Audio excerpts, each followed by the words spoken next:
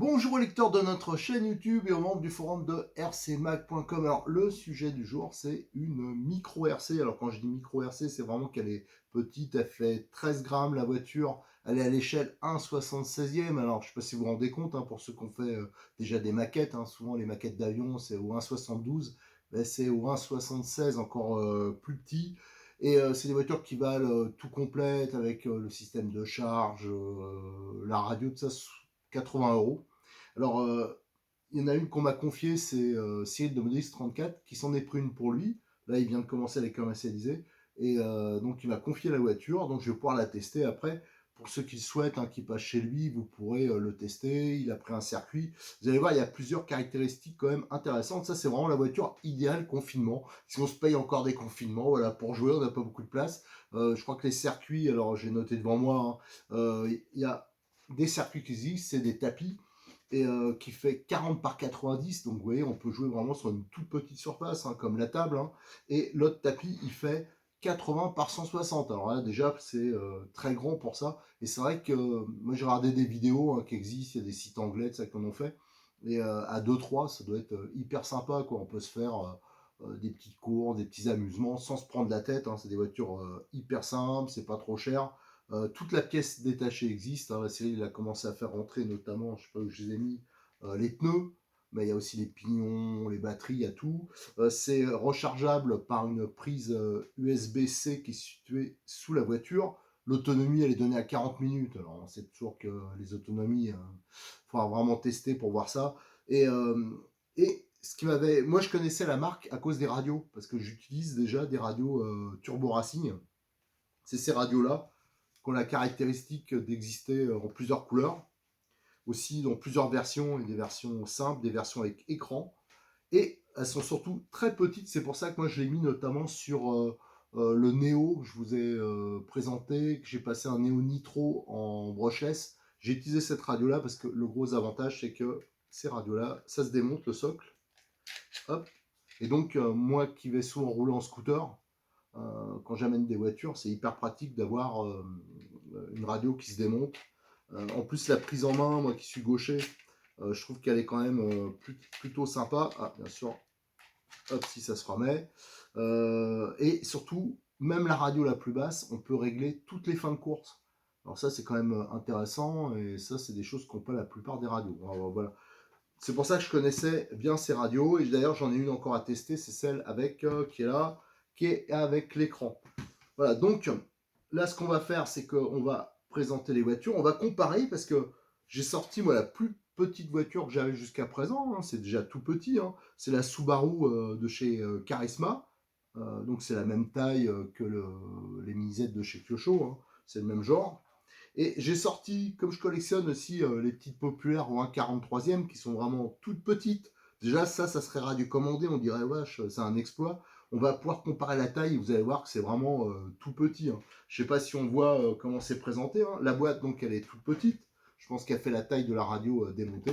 Et sur le dessus, à chaque fois, on a la voiture qui est décorée. Il y a de l'orange, du jaune, bicolore, tout ça. Et la caractéristique, apparemment, si je regarde les photos, j'ai pas encore déballé, c'est que il y a 2 carrosseries non peintes qui sont livrées avec. Donc ça veut dire que ça permet de la personnaliser. Alors ça peut être sympa. On m'en a parlé, on m'en avait déjà parlé de cette voiture. Alors je sais plus la boîte, je sais plus qu'est-ce qui m'avait dit ça. Que le midi ils s'amusaient dans leur boîte, ils mangeaient, ils avaient un réfectoire et après ils mettaient le tapis et ils avaient chacun une voiture avec des carrosseries personnalisées et ils s'éclataient avec ça. Donc c'est vrai que ça peut être un truc. Moi je suis impatient d'essayer. Alors la difficulté ça va être de filmer. Je vais voir comment je vais faire. Mais voilà, c'est quelque chose qui m'intéresse. Alors je vous dis, Cyril il se lance vraiment à fond là-dedans. Déjà dans la mini RC, il en fait déjà beaucoup. Il a toute la gamme Charisma, que ce soit les crawlers ou les TT ou les voitures rallye. Il a toutes les pièces. Je suis sûr que même c'est le plus gros stock de France, hein. Je sais qu'il en vend beaucoup de pièces détachées. Et pour les Turbo Racing, là, il a décidé aussi de le faire à fond. Donc là, il a commandé les pièces, ça commence à arriver. De toute façon, ça reste des voitures qui sont quand même hyper simples. Allez, ce qu'on va faire, on va regarder la boîte de plus près et on va commencer à déballer et après on verra pour les tapis. Alors, au niveau des boîtes, elles sont vraiment très petites, hein, ça fait la hauteur de ma main à peu près. Voilà. Et on a des vues des voitures hein, sur l'avant et des petites boîtes vitrines, hein. Alors, regardez, par exemple, ici, on a la version grise avec 2 bandes blanches et des numéros sur le côté. Ici, la version orange avec le toit blanc. La version jaune avec le toit blanc. D'ailleurs, c'est celle-là que Cyril a choisi qu'on va déballer. Et je crois qu'il y a eu 2 autres versions que j'ai pas là, qui m'a pas passé, hein, j'ai pas tout pris. Donc, vous voyez, la boîte, c'est vraiment, si on regarde la voiture, regardez simplement, là, quand je mets mon pouce, c'est à peu près la taille d'un pouce, quoi. C'est assez incroyable comme taille. C'est vrai qu'il y a quelques années, on n'aurait pas pu imaginer qu'ils fassent une voiture radiocommandée, proportionnelle en plus, de cette taille-là. Et à l'arrière de la boîte, hein, juste, on a les caractéristiques, hein. On voit par exemple que la batterie, c'est une 75 milliampères. Allez, maintenant, on va ouvrir la boîte.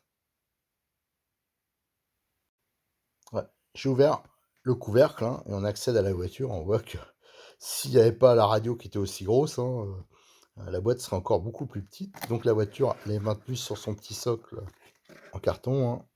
Voilà, juste avec un clip, je pense, hein, du scotch. Et en dessous, on retrouve un petit emballage, enfin une protection en mousse qui protège les deux carrosseries, hein. Donc ça c'est sympa par contre parce que ça permet vraiment de personnaliser. Je vais voir si j'arrive à le choper. Voilà, c'est bon. Donc les deux carrosseries. Alors ça, on regardera si c'est à peindre de l'extérieur, de l'intérieur. Donc voilà, ça on verra, je vous le déballerai après. Et ensuite, on a la radio. Alors la radio, je pense que c'est strictement la même. Donc là, vous avez le socle, c'est dedans que vont les piles.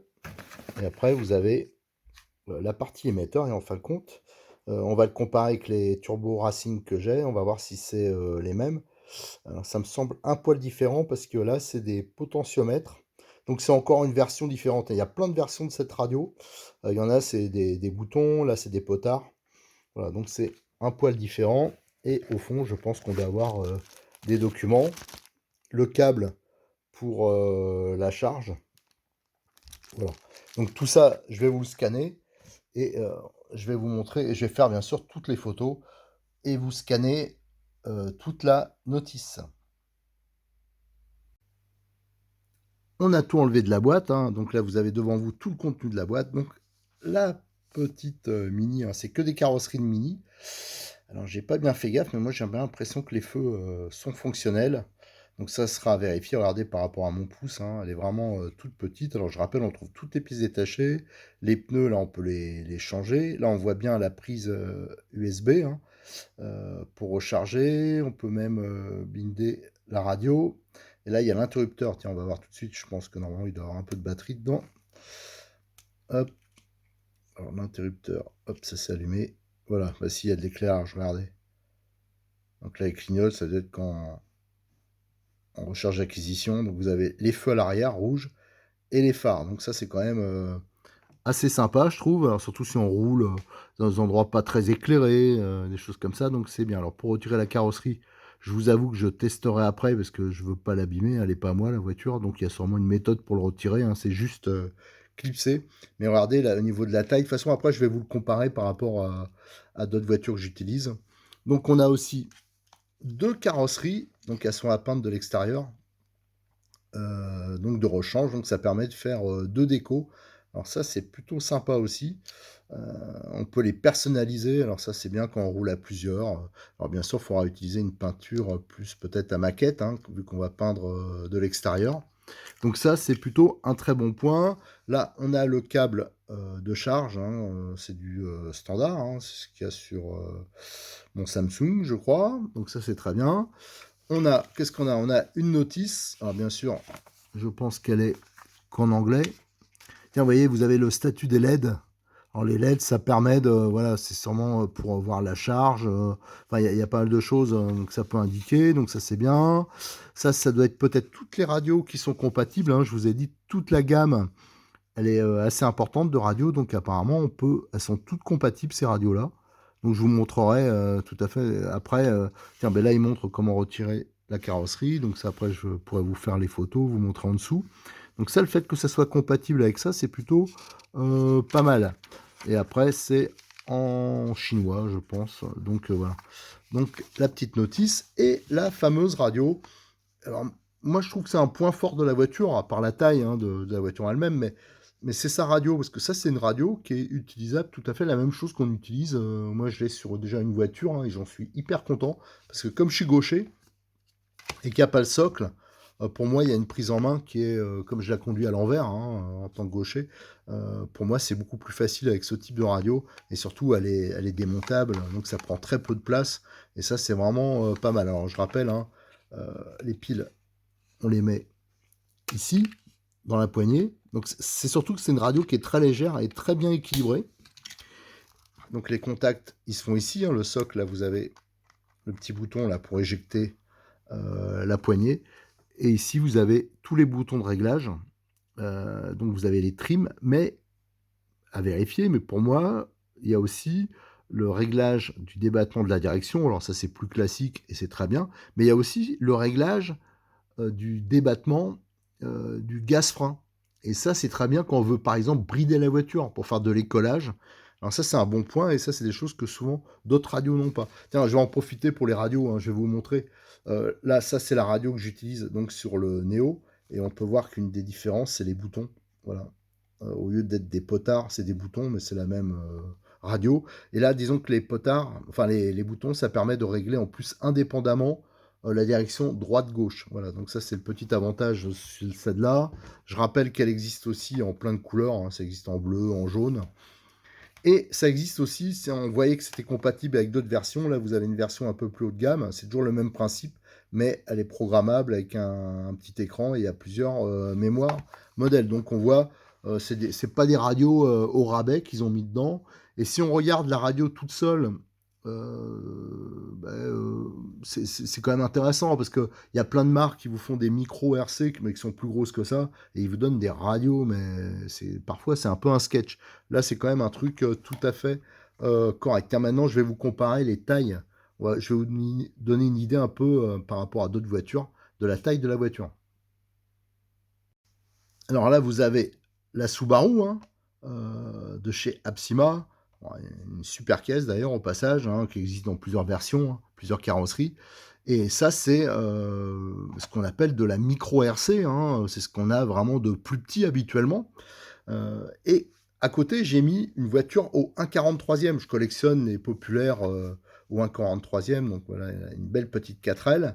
Et quand on met la Turbo Racing à côté, on s'aperçoit qu'elle est minuscule par rapport à cette 1,43e. Donc c'est vraiment un exploit d'avoir fait une voiture radiocommandée, proportionnelle en plus, de cette taille-là. Alors ce qu'on va voir maintenant, je vais vous retirer la carrosserie pour voir ce qu'il y a en dessous.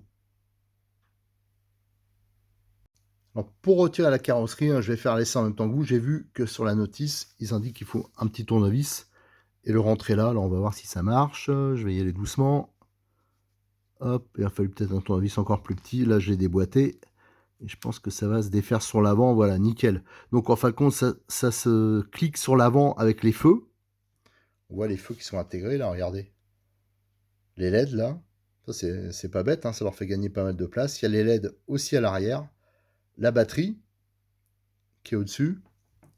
Voilà, donc toute la voiture, regardez, c'est vraiment hyper compact. Hein. Il y a le circuit électronique. Là, on voit un système de vis sans fin. Là. Ça, je l'ai vu que ça existait en pièces détachées, notamment. Donc ça, c'est pour la transmission à l'arrière. Là, la prise USB et la petite carrosserie. Voilà. Donc la carrosserie à comparer avec celle, les deux qui sont livrées pas peintes. Hein. Donc on voit, il n'y a rien à rajouter, hein. Les trous, c'est ceux qui correspondent. Donc après, c'est juste de la finition et de l'imagination. Ça, c'est vraiment, je trouve, hyper sympa d'avoir donné deux carrosseries à la fois. Alors vraiment, regardez par rapport à mon pouce. Voilà. Donc c'est vraiment tout petit. Alors si on regarde bien, alors après les pneus, hein, je vais pas... Disons que ce qu'on va faire, on va rouler avec, on va faire des essais, et après, on regardera si on peut démonter, parce que là, il n'y a pas vraiment d'indication. Il faudra vraiment que je regarde par rapport aux pièces détachées, hein, ça j'ai dû vous le montrer le sachet déjà. Il y a des lots de 4 jantes et 4 pneus, il y a vraiment toutes les pièces sont disponibles. On peut même trouver de batterie, mais à mon avis ça vaut pas vraiment le coup d'avoir une batterie d'avance. Enfin, je sais pas trop parce que faudrait voir comment elle se démonte. C'est pas évident que ça vaille le coup d'enlever, de remettre, hein, vu que l'autonomie est quand même bonne. Alors si par exemple on utilise ça au bureau, s'il y a même une trentaine de minutes d'autonomie, ça doit être quand même largement suffisant. Voilà, donc là on voit les pneus, il y a des, je sais pas si on peut le voir, c'est difficile de zoomer dessus, mais il y a une légère structure sur les pneus, c'est un peu réaliste et ça accroche un peu.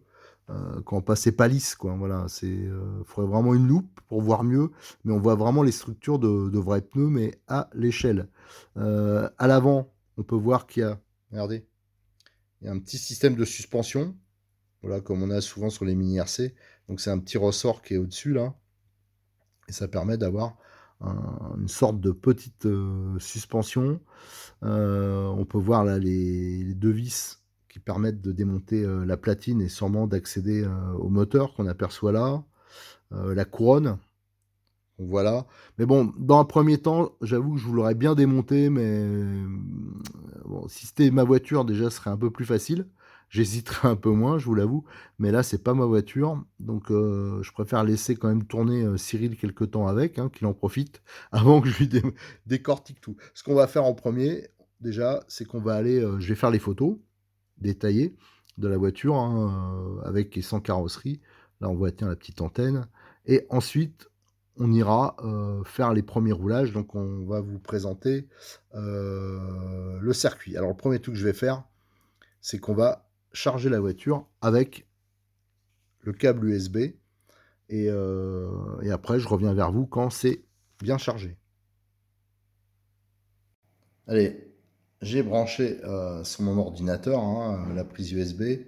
Et là, on voit qu'il y a un petit voyant rouge. Alors, peut-être que dans la logique, ça passera au vert quand ça sera chargé. Je vais laisser une bonne demi-heure. Je vais attendre, je vais voir si ça change de couleur. Et après, on pourra mettre les piles dans la radio. Alors là, au bout de 10 minutes, le voyant rouge s'est éteint. Donc, c'est-à-dire qu'une fois qu'il est éteint, je pense que ça veut dire que la charge est complète. Donc, on va pouvoir, dans un premier temps, on ne testera pas vraiment l'autonomie, hein. Je pense qu'il faudra 2-3 charges pour être vraiment sûr. Mais on va déjà pouvoir faire un premier essai. Alors ça, on le fera dans la deuxième vidéo, ce que je vais faire déjà, parce qu'il faudra que j'installe le circuit. Mais je vais vous montrer les différents circuits. Et surtout, on va remettre la carrosserie, mettre les piles et voir comment ça marche. La voiture est donc chargée, hein. Je vous la remontre en gros plan, hein, en détail, hein, pour ceux qui n'auraient pas bien vu. Voilà. Non mais c'est vraiment... je suis impatient de la faire rouler. Je trouve ça assez sympa.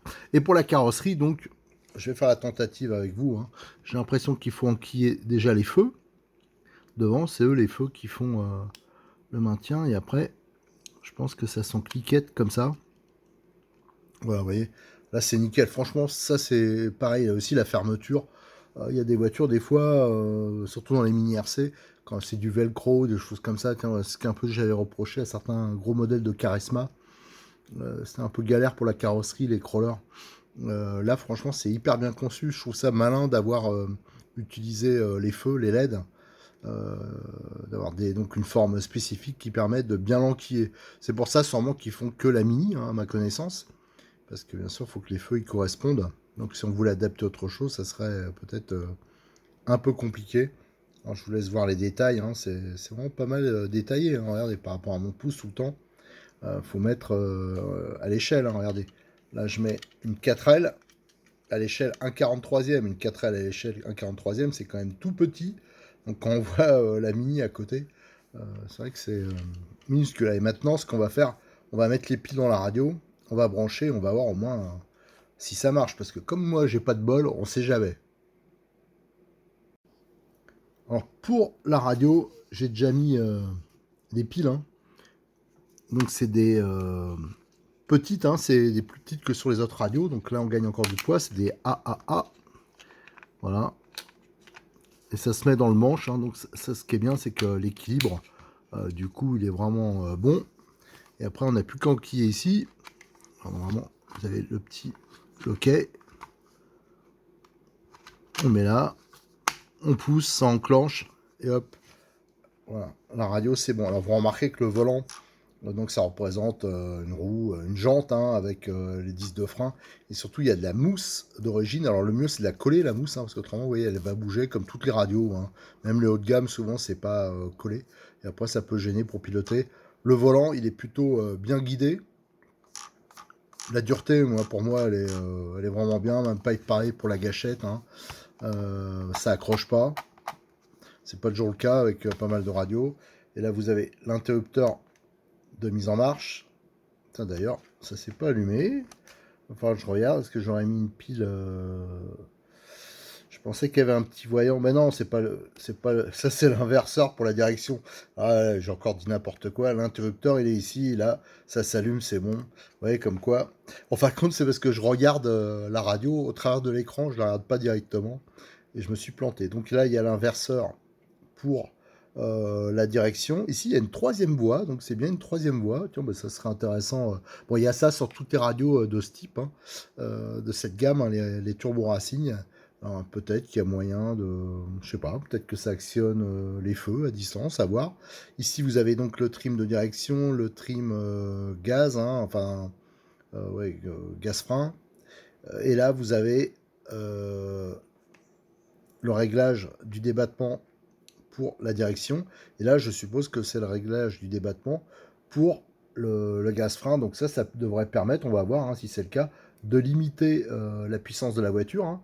Donc ça, c'est bien pour des débutants. Ça, c'est un réglage qu'on a rarement sur des radios de début de gamme. Donc au niveau de la radio, je trouve que c'est hyper positif. Alors j'espère que pour la voiture, ça sera la même chose. Alors ce qu'on fait, comme toujours, il faut toujours allumer en premier la radio. Et après seulement, on peut allumer la voiture avec le petit interrupteur là. Voilà. On va voir si c'est bon. Nickel. Regardez. La direction, alors on va voir tout de suite. Hein. Au niveau des battements, je suis à fond. Donc là, c'est plutôt pas mal. Et la marche arrière. Voilà, marche avant. Donc on voit tout de suite que c'est sûr que ça n'a pas l'air d'aller vite, mais c'est pareil, c'est toujours par rapport à l'échelle. Bon, là, mon truc, il est un peu bossé, alors c'est sûr pour elle. Ouais, là, c'est parce que j'ai des bosses sur mon truc. Alors là, il faut que ça soit parfaitement plat. Ouais, même des bosses vraiment importantes.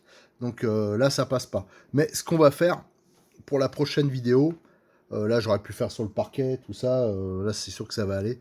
Mais il faut que j'installe les caméras bien. Il faut que j'essaye de faire un truc qui permette de visualiser vraiment l'ensemble. Ce que je vais faire dans la prochaine vidéo, je vais vous présenter les tapis qui existent. Hein, c'est des circuits. Et après, on pourra attaquer pour faire rouler la voiture sur les circuits, parce que ces tapis représentent des circuits et il y a 2 tailles. Donc ça, je pense que ça sera quand même assez sympa. Regardez les feux. Voilà. Allez, je vous donne rendez-vous, je vais les faire à la foulée, hein, pour pas que ça soit trop long et que j'ai le temps surtout de voir comment je vais faire pour installer la caméra ou le téléphone. Voilà. Allez, merci, à très bientôt sur notre chaîne YouTube et sur le forum de rcmac.com.